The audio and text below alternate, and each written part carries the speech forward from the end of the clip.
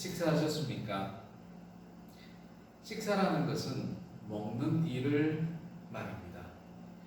이 먹는 일에는 식사를 제공하는 사람의 수고가 있습니다.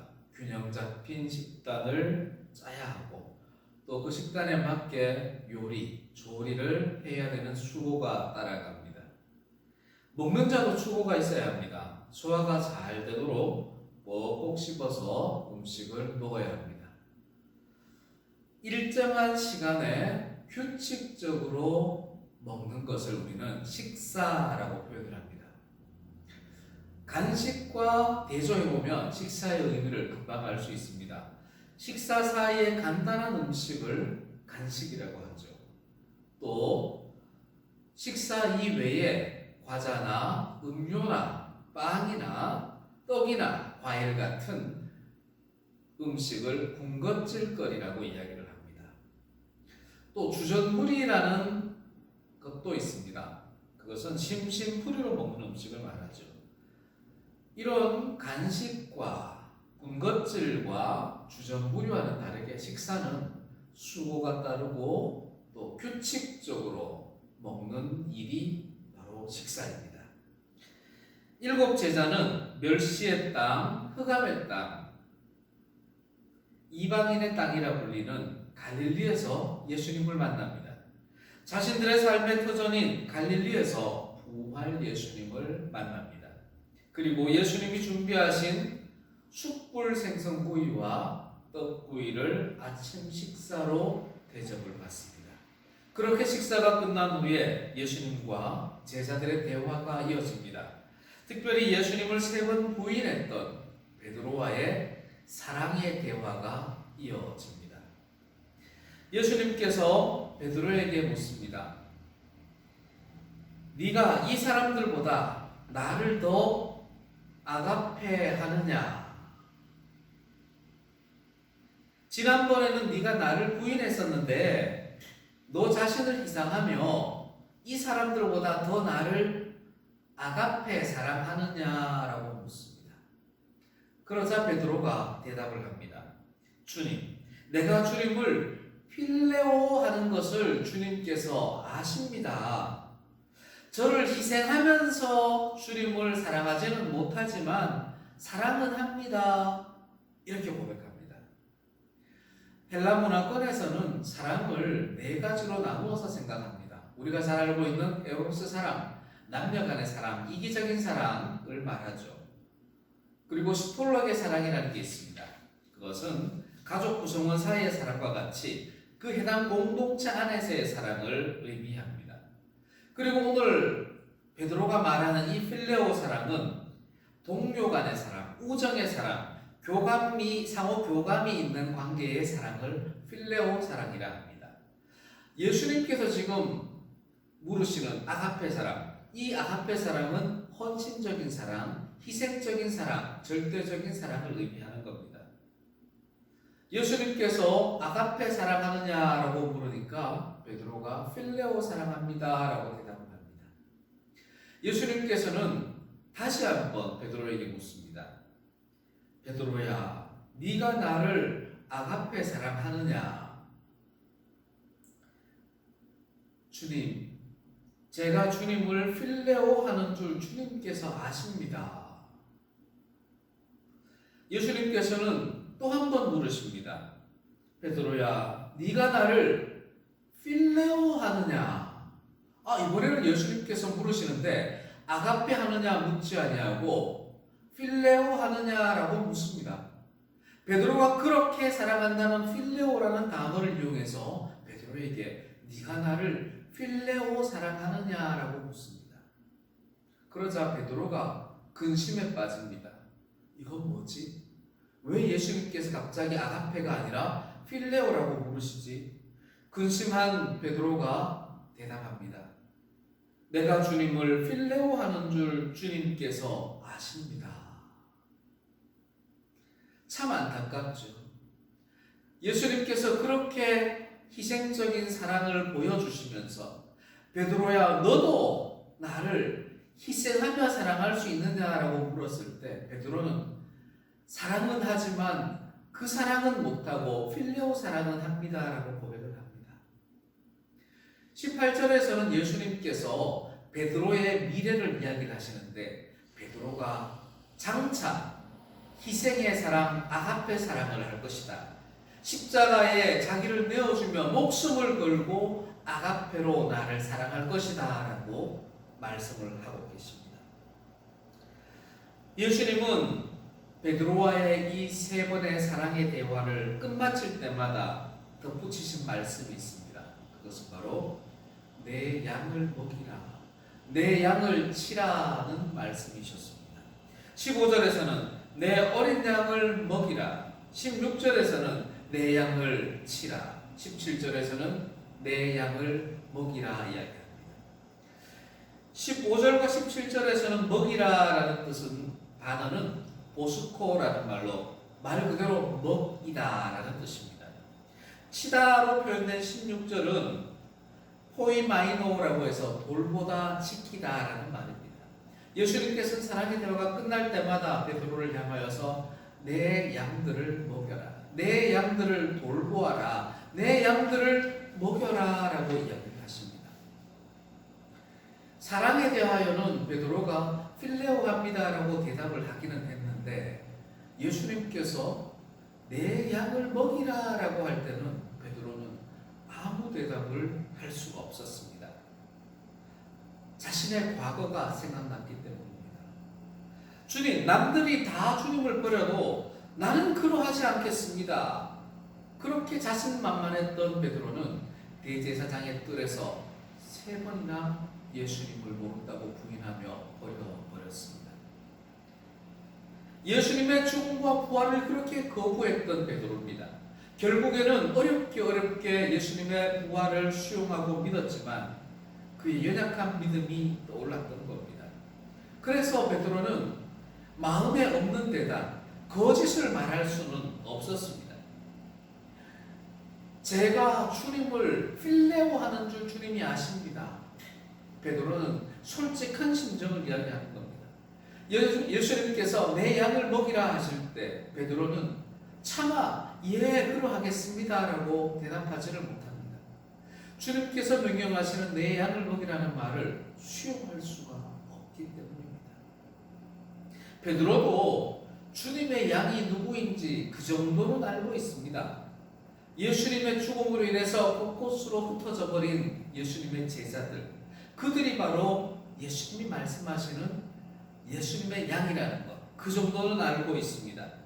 목자 없는 양같이 흩어지고 예수님의 부활을 몰라서 모이지 못하는 그들이 바로 예수님의 어린 양이라는 것을 베드로가 알고 있습니다. 또한 지금 주님과 함께 있는 이들이 바로 주님의 양이다라는 것도 압니다. 그리고 조금 전 153마리의 물고기를 낚으면서 보여주신 장차 구원해야 할 하나님의 백성들이 바로 주님의 양들이라는 것을 베드로도 알고 있습니다. 그런데 문제는 베드로에게 왜 주님의 양을 먹이라고 하는지 그것을 납득할 수가 없습니다. 베드로는 생각합니다. 주님께서 직접 먹이시지요. 왜 저에게 이야기하십니까? 사실 베드로는 예수님의 죽음과 부활을 생각하지도 못했지만 결국은 예수님의 죽음과 부활이 있었습니다. 부활 예수를 만난 후에 베드로는 생각합니다. 이제 평생 예수님과 함께 이 땅을 살아가겠구나. 이 부활 예수가 왕이 되는 나라에서 내가 살겠구나. 우리 동료들이 예수님이 세우신 나라에서 귀족이 되고 고관이 되어서 우리 주님과 함께 살겠구나. 로마로부터 독립된 새로운 나라에서 살겠구나. 기대가 너무너무 큽니다. 그런데 베드로를 향해서 주님이 직접 먹이시지 아니하고 베드로를 향하여 네가 내 양을 먹이라 하니 베드로가 납득할 수가 없는 겁니다. 베드로는 속으로 생각합니다. 내가 주님의 양을 먹인 일이 뭐 있어. 그렇기 때문에 대답할 수가 없는 겁니다. 또 베드로 입장에서는 누구를 먹일 만큼 가진 것도 없습니다. 베드로의 이런 생각과 달리 예수님은 이미 부활 후에 승천하실 것까지도 계획을 하셨습니다. 누가복음 9장 51절에 이렇게 말씀하십니다. 예수께서 승천하실 기약이 차감에 예루살렘을 향하여 올라가기로 굳게 결심하시고 승천하실 것이기 때문에 제자들을 선택하시고 제자들을 훈련하실 겁니다. 사람을 낚는 업으로 쓰기 위해서 주님의 양들에게 먹이는 도구로, 돌보는 도구로 쓰기 위해서 제자들을 부르시고 훈련을 시키셨습니다. 잡아먹는 어부가 아니라 먹여서 살리는 업으로 훈련을 시키신 겁니다. 그래서 예수님은 베드로와 제자들에게 내 양을 먹이라 라고 말씀을 하신 겁니다. 지금까지 그런 훈련을 시키셨기 때문입니다. 베드로는 또 생각합니다. 무엇을 먹이란 말인가? 베드로와 제자들이 먹어본 것이 있습니다. 가나의 혼인잔치에서는 예수님께서 물로 만든 포도주를 맛보았습니다. 오병이어의 기적에서는 물고기와 보리떡을 배부르게 먹어보았습니다. 갈릴리 해변에서 주님께서 방금 해주신 요리 생선구이와 떡구이도 맛을 보았습니다. 그런데 이때마다 베드로와 제자들의 시선은 포도주를 향해 있었고 보리떡을 향해 있었고 물고기를 향해 있었습니다. 예수님께서는 지금 제자들을 향하여서 그 보리떡, 그 물고기, 그 포도주가 아니라 예수님의 말씀에 시선을 맞추라고 이야기를 하시는 겁니다. 혼인잔치에서 물로 만든 포도주에 집중된 그 시선을 떠서 가져다 주라는 예수님의 그 말씀과 또 순종하는 하인들의 모습에 집중하라는 겁니다. 포도주는 말씀에 순종했을 때 나타나는 결과일 뿐이고 예수님께서 원하시는 것은 제자들아 내가 말하는 그 말과 순종하는 그 모습을 보라는 겁니다. 빈들에서 5,000명이 먹고 남은 보리떡과 물고기 12광주리에 집중하고 있는 제자들을 향해서 너희들이 나누어 주라 하신 그 말씀과 제자들이 그 말씀에 순종했더니 12광주리가 나왔다. 다시 말해서 주님이 말씀하신 것과 제자들이 순종한 것, 그것에 집중하라는 겁니다. 먹을 것에 시선이 빼앗기면 안 됩니다. 물고기와 보리떡에 시선이 빼앗기면 안 됩니다. 내 양을 먹이라는 말씀을 듣고 음식에 집중해버리면 아무것도 할 수가 없습니다. 예수님의 말씀을 듣고 순종해야만 먹일 것을 찾을 수가 있습니다. 무엇을 먹여야 하는지 분별할 수가 있습니다. 예수님은 예수님의 방법으로 예수님의 양식을 먹이시는 분입니다.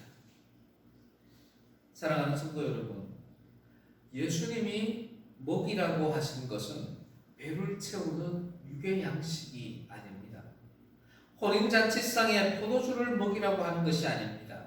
광주리에 담긴 물고기와 보리떡을 먹이라고 하는 것이 아닙니다. 숯불 위에 물고기와 떡을 먹이라고 하는 것이 아닙니다. 예수님께서 지금 내 양을 먹이라고 할 때 먹이라는 것은 생명의 양식, 바로 주님의 말씀을 먹이라는 겁니다. 사람이 떡으로만 살 것이 아니요 하나님의 말씀으로 살 것이다 라고 이야기하셨습니다. 떠서 가져다 주라는 주님의 그 말씀을 먹이라는 겁니다. 너희가 나누어 주라는 그 말씀을 먹이라는 겁니다. 조반을 먹으라는 그 말씀을, 주님의 그 말씀을 신뢰하고 먹이라는 겁니다. 어떻게 먹여요? 먹이는 것은 어렵습니다. 납득할 수 없을 때가 많습니다. 그럼에도 불구하고 이해되지 않음에도 불구하고 순종하는 것, 그것이 말씀을 먹고 먹이는 겁니다. 위험한 일이지만 순종하는 것, 그것이 주님의 말씀을 먹고 주님의 말씀을 먹이는 것입니다. 이제 우리를 향해 주님께서 말씀하십니다. 주님의 양을 먹여라. 2000년 전 갈릴리 해변의 베드로처럼, 제자들처럼 우리가 물고기와 보리떡에 시선을 두고 있으면 아무 대답을 할 수가 없습니다. 아무것도 행할 수가 없습니다. 주님의 양들을 먹이라는 주님의 말씀에 우리의 시선을 맞추어야 합니다. 우리의 귀를 열어야 합니다.